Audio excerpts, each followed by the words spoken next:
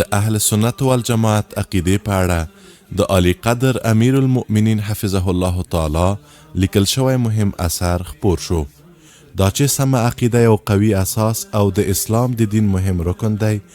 له همدې امله انبیا علیهم السلام د خپلو امتونو د بلنې په پیل کې د عقیدې د سمولو او د الله سبحانه وتعالی د یووالي او وحدانیت اعلان ته ځانګړې پاملرنه وکړه. د خلکو اصلاح د هغوی د عقیدې په سالمیت او د فکرونو په جوړېدو پورې تړلې ده.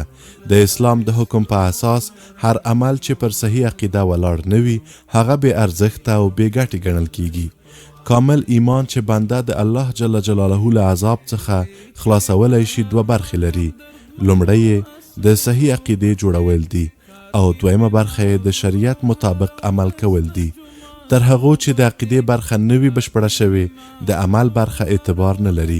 که یو کس هر څومره د خیر او نیکی کارونه وکړي خو صحیح عقیده ونه لري نو هغه ته د الله جل جلاله له ابدي عذابه خلاصون نه ورکوي.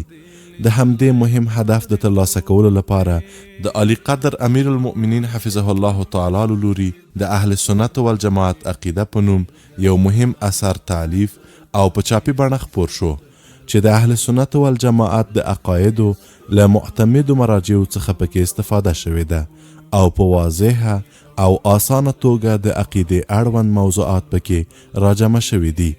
دا اثر د ټولو علمي برخو د استادانو، شاګردانو او عمل وستونکو لپاره ګټور او د صحیح عقیدې په اړه یو مهم لارښود دی. یاد مهم اثر په ښه طباعت او لوړ کیفیت په پښتو ژبه چاپ شوی چې دری، ازبکی، ترکمنی او نورو ژبو ته ترجمه به یې هم ژر چاپ او تر لوستونکو ورسیږي ان شاء الله تعالی.